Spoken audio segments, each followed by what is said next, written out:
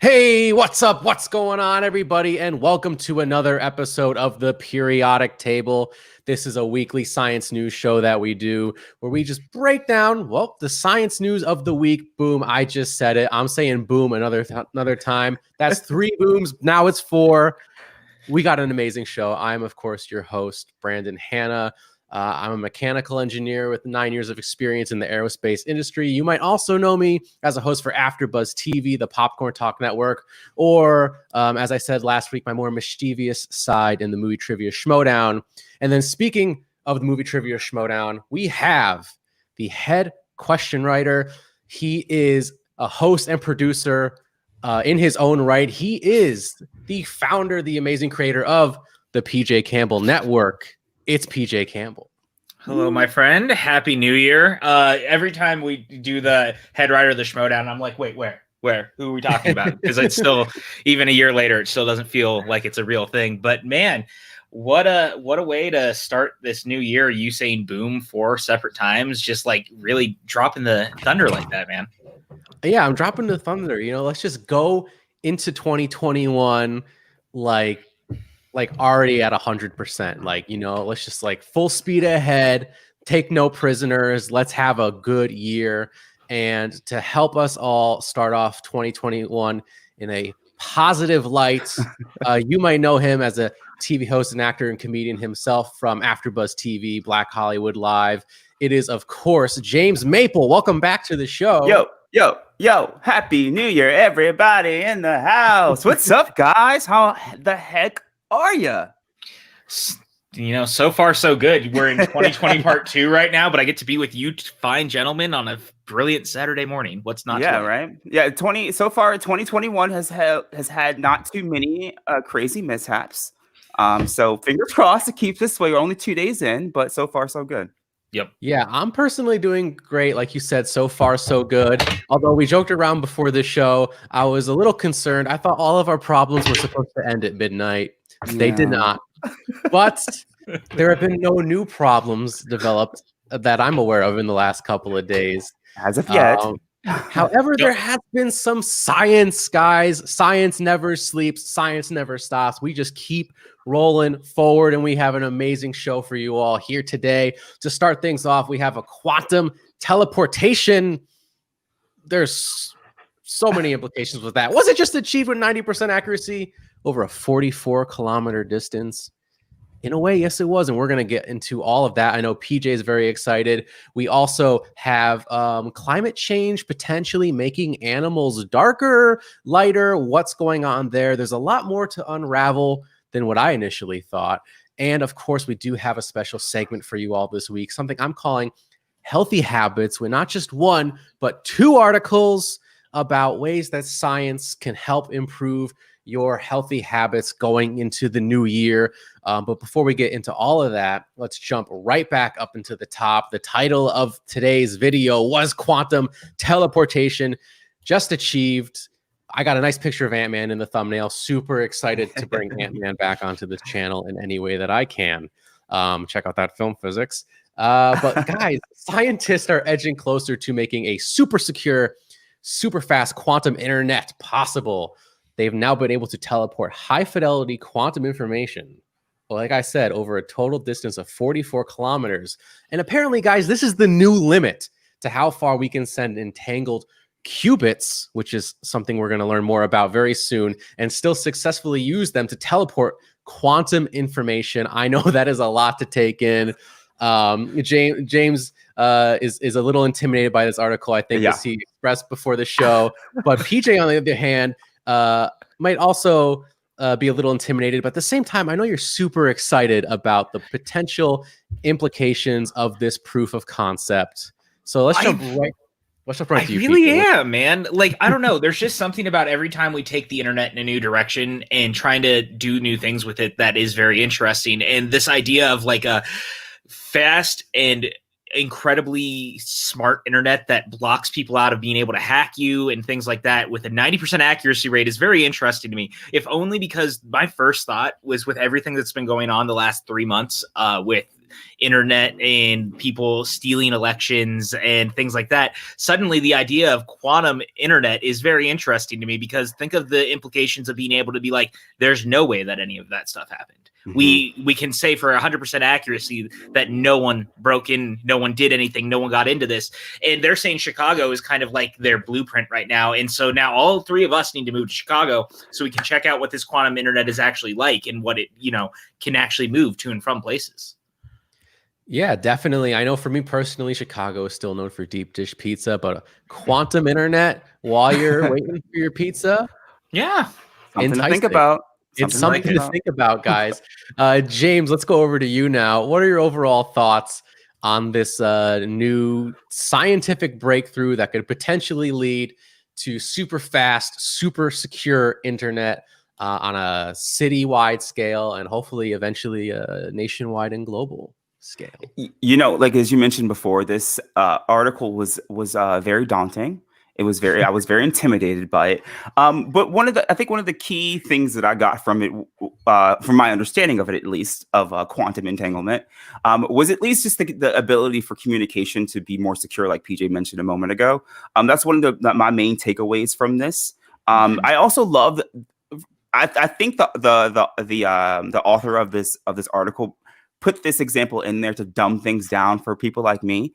I love the dice example that he gave, saying that two particles are like dice. No matter what their outcome, there will at least be an addition to the outcome of some variant of 7, somewhere between 1 and 7. So I thought that was a really cool way to like make things a bit more simple for people to really understand things.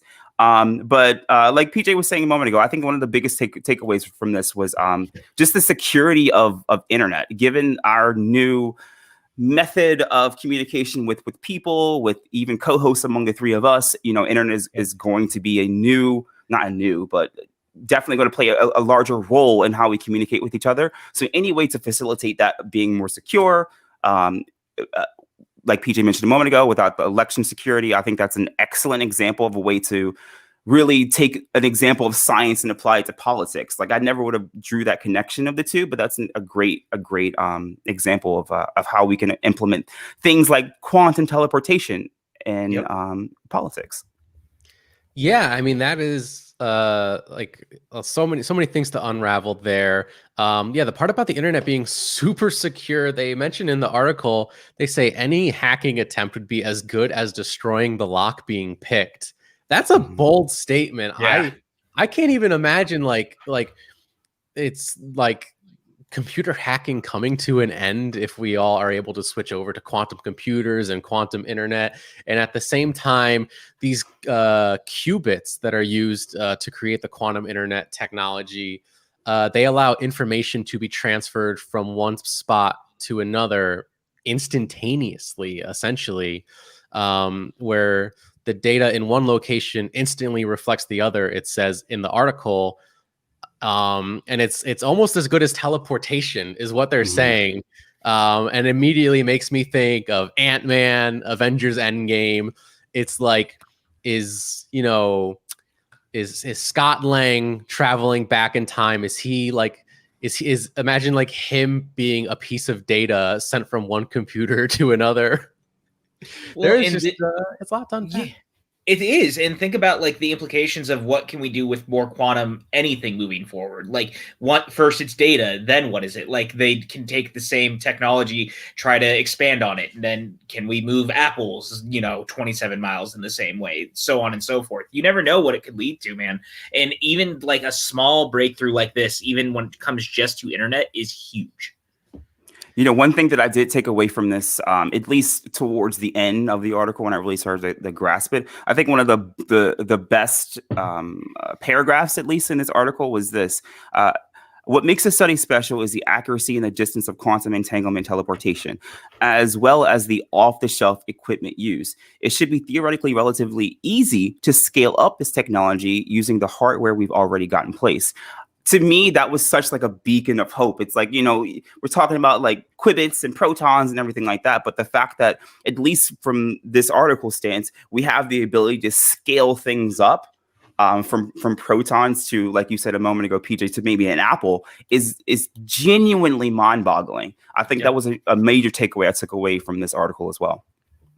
Yeah, definitely. That's a great point about how the infrastructure that is in place can be used to create this quantum internet, where they mentioned in the article that they're not going to completely replace the internet infrastructure that we have, but a quantum internet networks can act as like special extensions to the current internet system that we have, and then maybe going forward over time, it can be further and further implemented to the point where everyone is slowly switched over to the quantum internet technology. And again, this like I just can't help but think of all the science fiction possibilities in my head, like teleportation in Star Trek. Yeah, is that quantum technology? Is that the same principle, the same fundamental ideas of transferring information instantaneously from one point in space to another? I don't know, but this show, as it says, is science fiction without the fiction. So let me see if I can, based on what I read in this article, explain a little bit better what these qubits are, because this seems to be the main fundamental technology that makes quantum internet possible. And they are unmeasured particles that remain suspended in a mix of possible states, like spinning dice yet to settle. And this kind of also reminds me of like Schrodinger's cat, Yeah, I thought the same thing. Yeah, which is a great little example used to explain quantum physics and how something can be one thing or the other until it is observed, until it is measured. So that is a great way to look at this. All these little qubits that are being sent through these fiber optic cables they're all little Schrodinger cats, just waiting to be observed, waiting to be told on the other end what they're supposed to be. I don't know. I feel like I'm onto something there. But anyways, yeah, qubits this article talks about them like James said, in an analogy of using a pair of dice.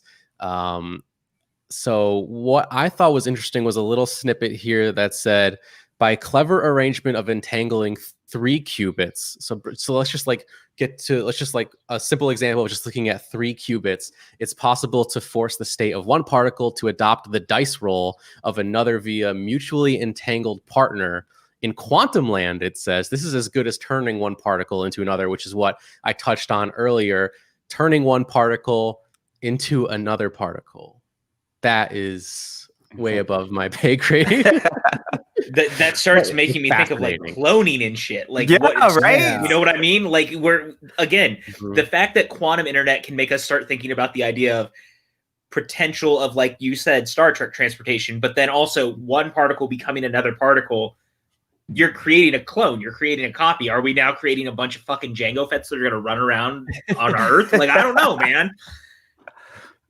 Don't get me started on Jango Fett. You know I like that. You're welcome. I'm trying to make my way in the universe. That was more like a Jason Statham, but we'll get back to that. It's fine. But yeah, the one particle turning into another, and like they said, this is as good as teleporting. When you look at it on a very fundamental level, this is as good as teleporting something across distance in a blink of an eye. So it's not necessarily. It's not, when you really look at it, it's not something necessarily teleporting from one point to another, but it's more so this particle on the receiving end of this internet connection like mimics and like copies exactly the data that is on the other end, which is almost like teleporting, but not really. Quantum mechanics is crazy, guys. It is really hard to wrap your head around, but I thought it would be a really interesting topic for today. And hey, we all use the internet. Like PJ said, we're using the internet right now. Yep. Like this could impact us down the line. Who knows? I don't know if we're all still doing these Zoom calls and everything. 50 years down the road, who knows? Maybe we'll be doing it over a quantum internet connection, and my picture won't be as choppy as it sometimes is. This beautiful Los Angeles internet connection that I have. Yeah, we're all going to be rose in that GIF that's always used and meme to death. That it's been 84 years by the time we all have quantum internet. Right. It'll have been worth it. Definitely. So yeah, quantum internet guys, what do you think? If you're in the live chat right now, let us know. If you're watching after the fact, leave a comment down below. That really helps the show. Before we move on, any closing thoughts on quantum internet? I hope it sticks. That's all I can say is I hope it sticks. I hope it's a true viable step forward and like, you know, and how we communicate. I think that was one of like the underlying things that I got from this article, at least from the parts that I understood, was just the level of global communication that will be more secure moving forward in the future. So I think if nothing else, that alone is a godsend. PJ. Yeah, I mean, I don't think I could have said it any better than James did. Like, my whole thought process just becomes, think of how secure things will be in the future if we can actually make this stick. And like, again, we use the internet on a daily basis. Like, we're putting all of our personal information out there. Think of the idea of a quantum secure internet that protects us at the same time and can be very helpful for the things we're doing, while ultimately being able to share information within a nanosecond of you posting it one place and someone across the world getting it. Like, that's crazy to think about.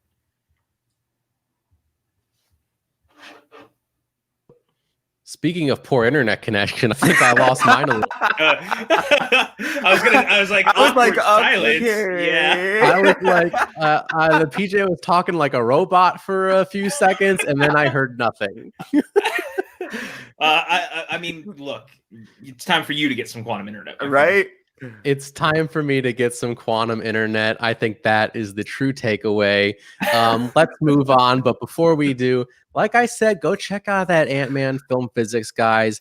And don't worry, I'm not stringing you along some sort of quantum string connection here. There is going to be another film physics coming up. Yes, my film physics Christmas special covering Die Hard, guys. You can see John McClane right there holding on for dear life. Will he make it? Won't he make it? Don't watch the movie because I will tell you the scientific truth, the objective truth of it all. Yes, Christmas has come and gone. The holiday season, though, is still here, and I am not going to let the holiday spirit die out so quickly. This is still in the works, guys. Keep an eye out for it very soon. I cannot wait to show you guys the final product. Film physics is back.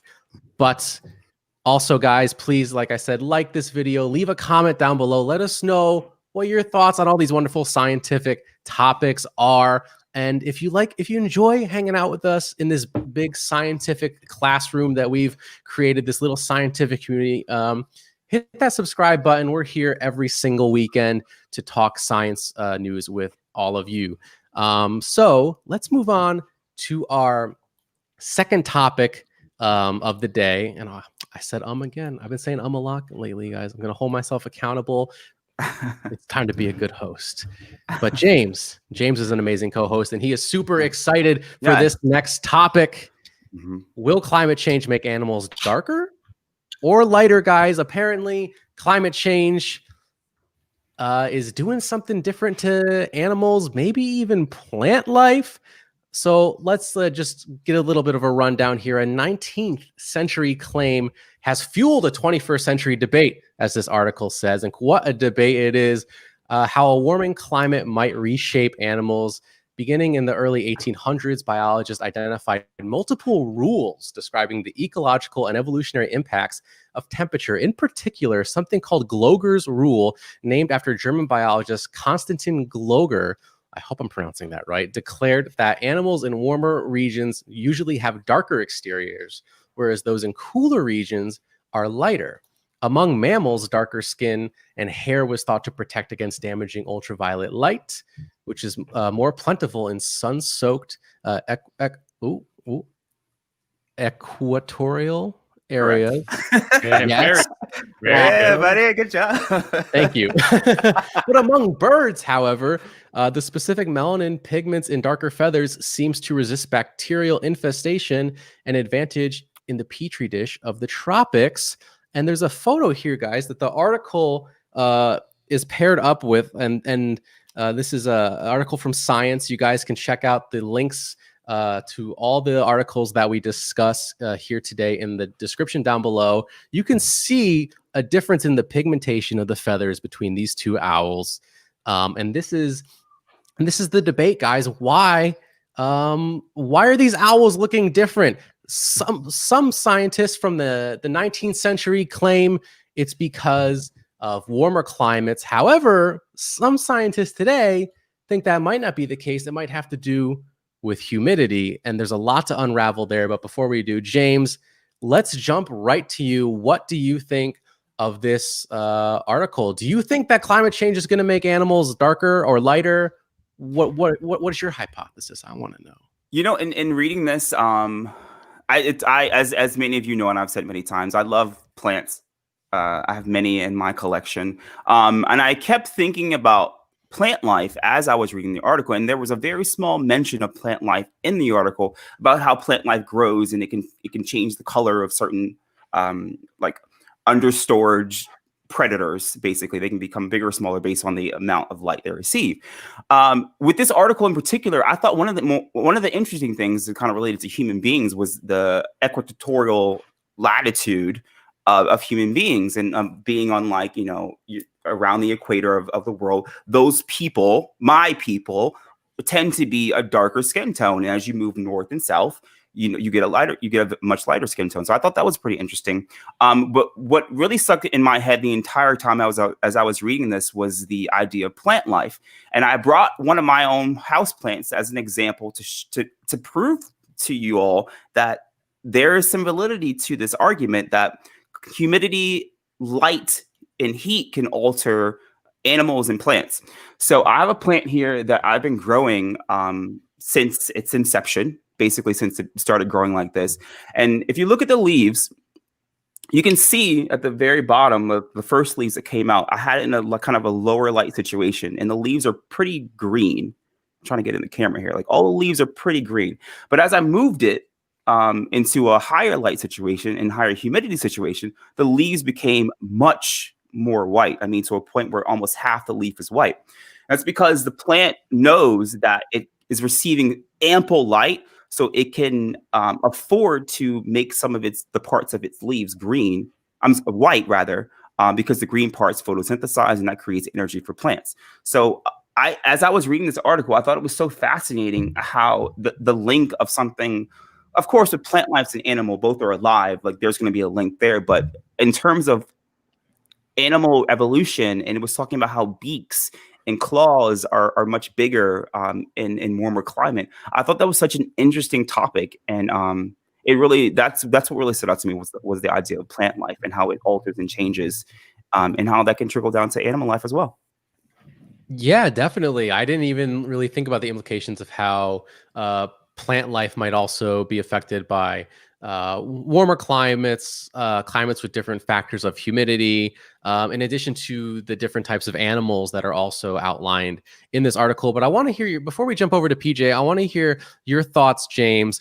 So Gloger's rule initially says that animals in warmer climates have darker skin tones, darker pigmentations in their feathers, if you're talking about birds or owls or creatures like that. However, Casper Delhi, I hope I'm pronouncing that remotely correct, an ornithologist who lives in Australia and works remotely for Max Planck Institute of Ornithology in Germany, has led a campaign over the last few years to blow up Gloger's rule completely and replace it with something more accurate, basically saying that the opposite is true. That and this is something that he calls the thermal melanism hypothesis. And Delhi and his team are really pushing to argue that if you account for humidity and you factor in humidity into the equation, it totally flips Gloger's rule on its head, which means that a warmer climate actually means lighter animals, lighter skin tone, lighter feathers. So James, I wanted to really get your thoughts on that. Like, what is your overall impression of this new hypothesis stating actually the opposite might be true. Before I answered that, I think one of the best things that I got from this article was the sheer like back and forth between on the topic itself. I love it was scientists Tian and Benton were the ones on the opposite end of the spectrum from the scientist Delhi. I thought that was so interesting, and I love when there are literally competing hypothesis on the same topic. And in this instance, I could really see how either one could be true. But for me, in my understanding of like plant life and how things grow, I have to agree with Delhi more that when you're warmer, the warmer climate, I would think would yield a lighter species of animal. I know he mentioned in his examples, he was talking about insects and reptiles and how they have an external heat because they're cold-blooded, so you have to get heat energy from the sun. I thought that was really interesting. So I think of the two arguments, the scientists Tian and Benton versus Delhi, I would side with Delhi in that warmer climates would yield a lighter species.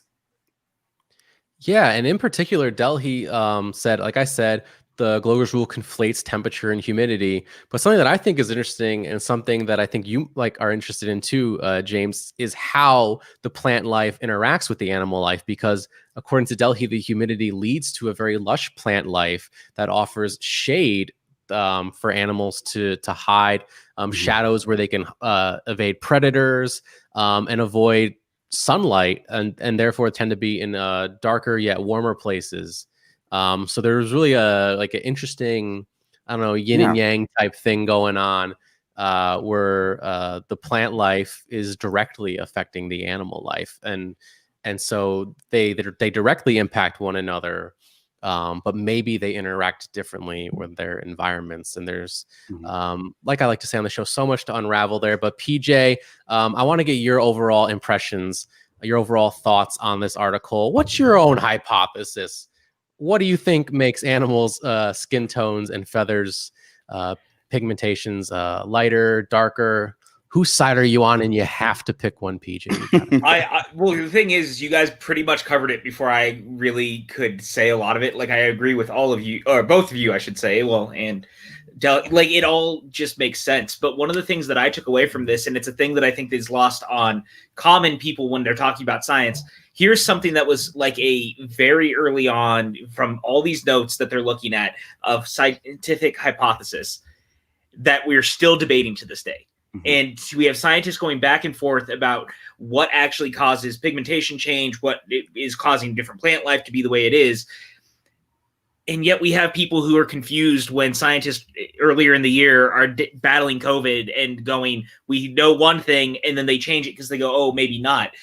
Science takes time, and we're still to this day debating back and forth on scientific discovery because we're always learning. Things change, and that's the beauty of evolution, and that's the beauty of science. We can learn and be better, and I think that was what I was most fascinated with the article. You guys covered really everything else, but I think almost on like a social level, the idea that people should look at this and go, oh, I guess science is always evolving. It's always changing, kind of like life, kind of like creatures. And we're always learning and we're always trying to be better. And that's something I took away from everything that was said. Yeah, I think that's a really good point, PJ. Let me ask you a question that I didn't ask James, because this kind of ties in to what your overall takeaway from this article was. With climate change, the article says that obviously temperatures are going to get warmer. So scientists are actually going to see their own theories at work. And we're really actually going to take a look at what warmer climates can do to animals' pigmentation, because we do know obviously that the planet is getting warmer overall. However, there's like a little bit of a catch, because it even says even the most time-tested eco-geographic rules might prove meaningless because habitats are going to disappear, species are going to vanish. So like you said, there's always new information coming in. Things are always changing. And so I want to know, what do you think about how climate change specifically is going to have an impact on scientific studies like this? Like what are the implications, do you feel, of these old time-tested rules, these old time-tested theories, possibly going out the window with the state of the whole planet changing? It's a really interesting question when you kind of propose it that way, because part of it really becomes like, I think now more than ever, because of the age we live in, information is readily available. And I think that we're keeping track of things in a very different way than we were before. And so with original scientific study and thought, we're keeping, we can keep up to date a little bit more, and that we can watch things change over time. And I think that people are going to be able to, even far in the future, looking back on it, as we deal with the earth getting warmer and things changing around us, we can always look back, because we are, like, to your point, species are already disappearing. We're seeing habitats change overnight, and that stuff is always new information that we were not necessarily ready for, because even before, like, even if they could have hypothesized the idea, no one was really cataloging that information and keeping up. And one of the things that I can be hopeful for, and I think it even goes back to when we were talking about space a couple of weeks ago, the more that we push forward and the more that we have this information readily available for people, the better we as humanity can be, and we can try to change the world or save the world or whatever it is. Because the truth of the matter is we continually as humans try to throw science out and pretend. There's so many people who want to say this stuff isn't happening, but it is. Like, it's readily available for you to look at, and you just want to ignore it. And that's fucking crazy. Yeah, it certainly is. Like, it can be a downer. It can be a negative thing, but I think there is a positive spin to put on it. Like you alluded to, PJ, is that this is a chance for people to see just how science really works, and science is always evolving, always changing. We're always getting new information, and you just have to put trust and faith in the process, because at the end of the day, science is going to win out. Objective truths are going to win out, but we all have to just be a little more aware, a little more conscious of even the scientific method itself, and really understand what that means. But before we move on to our special segment, I just want to go back to James. James, did you have any other takeaways, any other closing thoughts on this article? No, not really. I guess one of the major takeaways from this is just it is kind of alluding to what PJ mentioned a moment ago, in that, like, the implications of climate change are real, and they affect us in ways that we as human beings don't even understand. And as we progress further in our understanding of the world around us and the world we live on, I think those implications are going to become more and more apparent. So, I mean, I know that I don't know why, but I understand there is a division in terms of the acceptance and acknowledgement of climate change itself. But I think it's undeniable to the fact that our world is changing around us, and it's changing in ways that we can't even keep up with.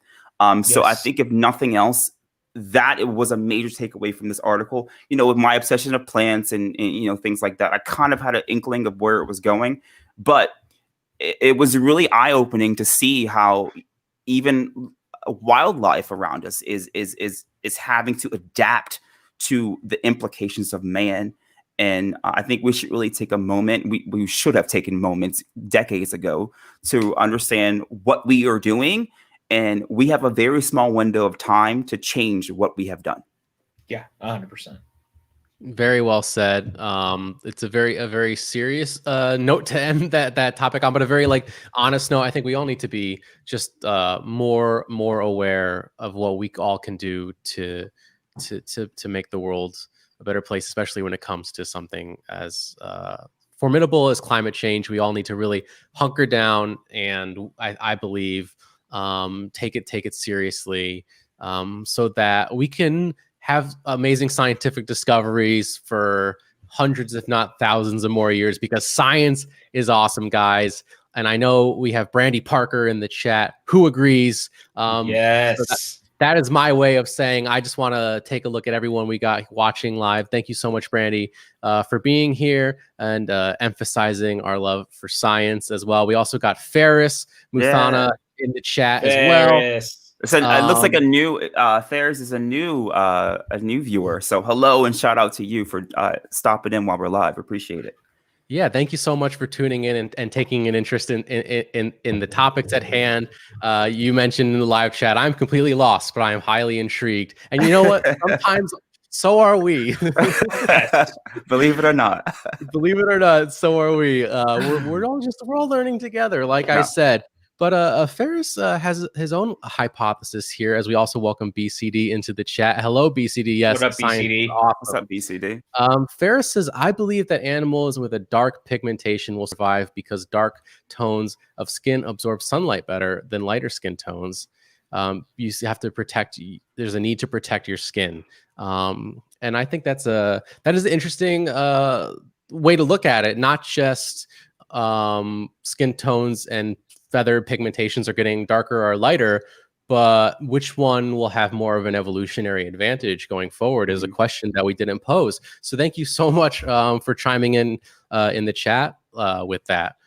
So that's definitely I can give you a quick rundown, at least for plant life, when it comes to that hypothesis, Ferris. I'm going to go back to my plant again, but this plant theoretically is very unhealthy because it has not too much green in it. So this plant versus the same plant that's completely green, the completely green plant will grow much faster, much bigger, and be a far healthier plant than the plant that has something like white in it that can't absorb the sunlight. So there may be something to your point, Ferris, that you made in the chat there.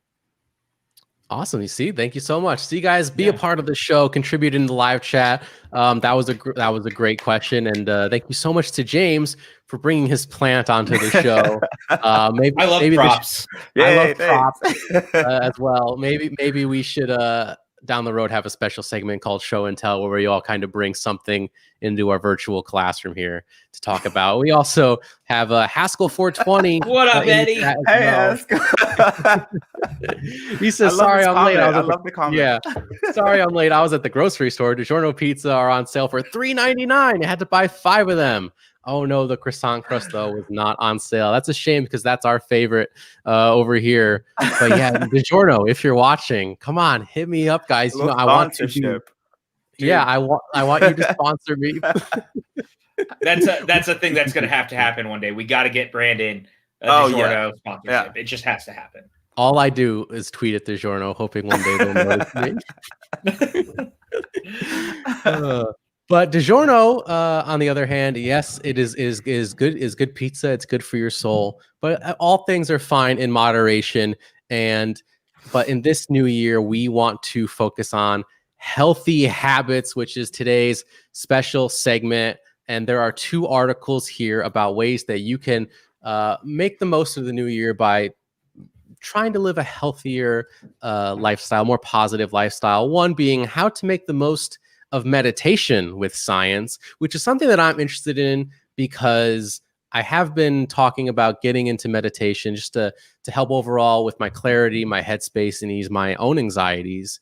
So that is something that I know can help me going into the new year, but also the science of how to stick to your New Year's resolutions. Do you guys have those New Year's resolutions that you really want to keep, but you find it very difficult? You find it hard. You don't know what is the best way to do to stay faithful to those resolutions. This article might have some answers for you.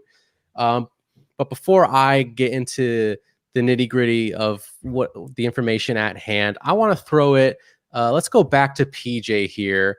Overall, you took a look at these articles. What kind of healthy habits are you hoping to get into in the new year? And did you read anything that might help you obtain your goals? Well, it's funny because you and I were actually talking about this a little bit off screen beforehand, but like over the last year, I had already kind of started my own path of trying to put into place like routines and stuff. And that was one of the things that I took away specifically on ways that science can help you stick to your resolution. And that's in like creating a plan for yourself on how do you want to stay with, whether it's meditation, whether it's working out, you kind of create a plan. And you, especially now with phones where you can put things in and it's like a reminder, do this thing. And it's something that I've been working on a lot of, like, put in your plan to work out 5 days a week and be aware that slip ups and stuff are going to happen. You're always going to have a cheat day. You're going to have days where you slip up. So if you look at it in this fact of do 5 of the 7 days, take 2 days to yourself, but then 5 days to stick to the thing you're doing, you could get much farther ahead than you were anticipating. And it's okay to slip up. Like, I think people think that once you slip up once, well, screw it, there's no reason to keep going. But no, man, like use that, push yourself. And I think that's really actually kind of brilliant. And it was a great way to convince people that it's okay to mess up, but keep pushing forward. You don't have to just give up. Yeah, definitely. Those are really good points. And they're like, first and foremost, outlined in this article, just that quick glance, create a plan, have a positive outlook and allow yourself a cheat day, guys. It's okay to have one day where you just go, you know what, like I've earned this, but be diligent going forward. But it's okay to slip up from time to time. James, what about you? What were your overall takeaways from these articles? Did you find anything that might help you keep up your New Year's resolutions? Are you a person who meditates or maybe is looking to get into meditation? I want to know what's going on with you in this new year. A lot of my takeaways from this article overlap with yours and with PJ's. The accounting for mulligan days, I think it called it in the article, was really, really interesting. And it's one of those things where I think that a lot of people, most people do have the mulligan day and they feel so crappy about it. But I think the way the article kind of worded it was, if you account for those days, then this is indeed part of said plan to have your 2 days off or your 1 day off. Another thing that I got away from this article that I thought was really interesting was it was called temptation bundling. I thought that was a really, really interesting idea. I think it may have been for the first article, but the example they gave was a young lady was I don't know, let's say she's a journalist or whatever, and she wants to make sure she writes 4 articles every single week. She couples writing the article with something she loves. She said she loves like a certain tea or something like that. So she only drinks that tea when she's doing the thing that she needs to do. That makes that arduous thing you don't want to do a little bit better, because you have that silver lining of that temptation bundling behind it, where like, well, at least if I sit down and write this article, I'll get to drink my favorite tea that I don't drink any other time unless I'm writing an article. So I thought that was a really interesting way to kind of keep pushing yourself to do that thing that you may not necessarily want to do every single day in the new year. Personally, one thing that I do every year for all my New Year's resolutions, I start way earlier. Like for me, I run every single day, like 3 to 6 miles every single day. I make sure to start that regimen way earlier, November, December-ish. That way, going into the new year, it's less of a burden. Like it feels just like a regular day that you've been doing for the past month and a half, 2 weeks, 3 weeks, whatever. I think going into something so cold turkey, like, wanting to run every single day, work out every single day, write an article every single day. If it becomes habit, it becomes less arduous, it becomes less of a chore. It just becomes a part of your day. And I think you'd be more willing to stick to that plan if it becomes, I don't want to sound like kind of like cultish, a lifestyle versus kind of like a task you have to do. Yeah, I think that's really well said. And I love that trick about, pairing something you love up with a task that you might not be super excited to do. So I got to figure out what my favorite tea is. Yeah, I'm thinking the same thing. It's going to be hard to drink tea and run at the same time, because boy, do I hate running.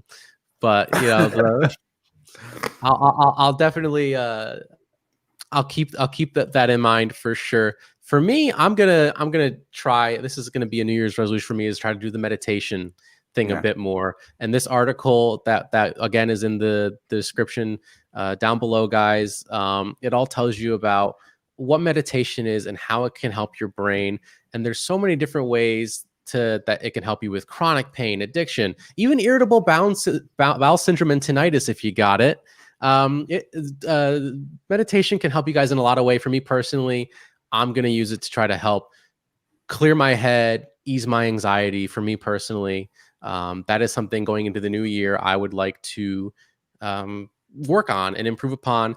And this article even gives you guys a little bit of rundown of how you can meditate, even what apps you can use if you have a hard time doing it on your own. I know we had, I believe, Brandy in the chat here saying that you could use the app Headspace. Is something that she loves to do, and she's used it for years to meditate. So that's a good one to look into for sure. So for me personally, that's what I'm gonna try to do And then if I have time to run, which I probably won't, guys, because I'm so busy. If I have time to run, maybe I'll throw in a couple miles here and there. But yeah, guys, New Year's resolutions. Before we wrap things up, people in the chat, if you want to let us know something that maybe you're working on, I would love to hear what kind of healthy habits you're trying to implement into your own lives. I love Ferris said that The Rock has a cheat day, so you can have a cheat day. Like, what a great mindset to have. Right? Like, if The Rock can do it, we can do it too. Absolutely.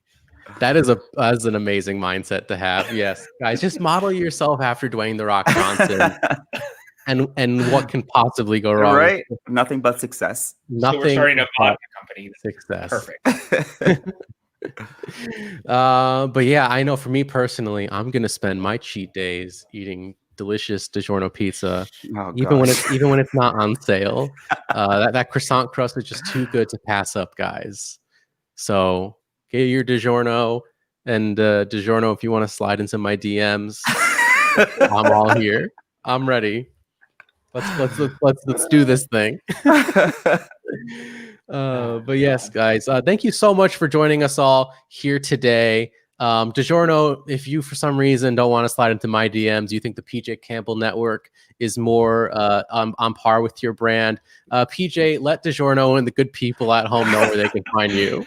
If DiGiorno decides to come to us before you, they've made a massive mistake. Number one, absolutely. Really, we're shouting out Cavity Colors and Fright Rags here. You know, I'm always repping your guys' stuff. So DM this guy. But you can find me on Twitter and Instagram at PJ_Campbell. You can find me at the aforementioned PJ Campbell Network, where we do all sorts of watch-alongs. We do Box, which has taken the internet by storm time and again on every release.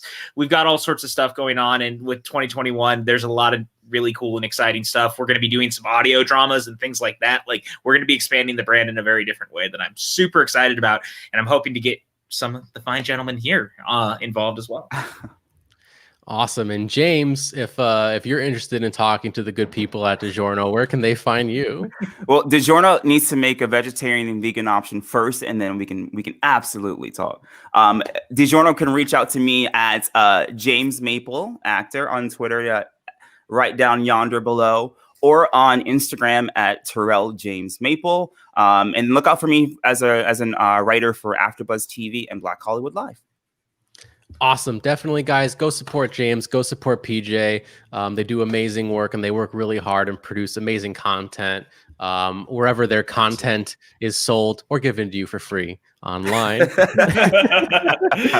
But before I let you guys know where DiGiorno can find me, we do have a few people in the chat. Ferris saying that last year was a cheat day. I am hell bent on losing 20 pounds. So yes, Ferris, that is a great goal to have. Definitely keep joining us every week and update us on how well you're doing. And it's okay to have a cheat day and eat some delicious DiGiorno pizza if you must. And we also have BCD here in the chat saying 3 resolutions of mine: attend a Schmoedown live event. I think we'd all enjoy that. Yes. We would love to meet you too, BCD. To be less critical of myself, yet more open-minded to changing myself. And I think that's something that even I'm personally working on. So that's a New Year's resolution that we have in common, BCD. And third, he says, forgiving myself of previous poor choices, prior mistakes that have affected some relationships. And I think that's also something that we can all work on. He says, looking forward to rebuilding relationships and into something more positive. And again, that is something that I think we can all relate to, guys. So definitely, I think that's all we got in the chat. Thank you guys so much for sharing your resolutions with us. And Haskell420 said, I've tweeted DiGiorno about sponsoring the Schmoedown and Brandon's channel. About to again in 3 minutes. Thank you so much, Haskell420, for fighting the good DiGiorno fight. DiGiorno, if you're watching, you can find me on Twitter and Instagram at BrandonHanna07. This has really turned into the DiGiorno Power Hour.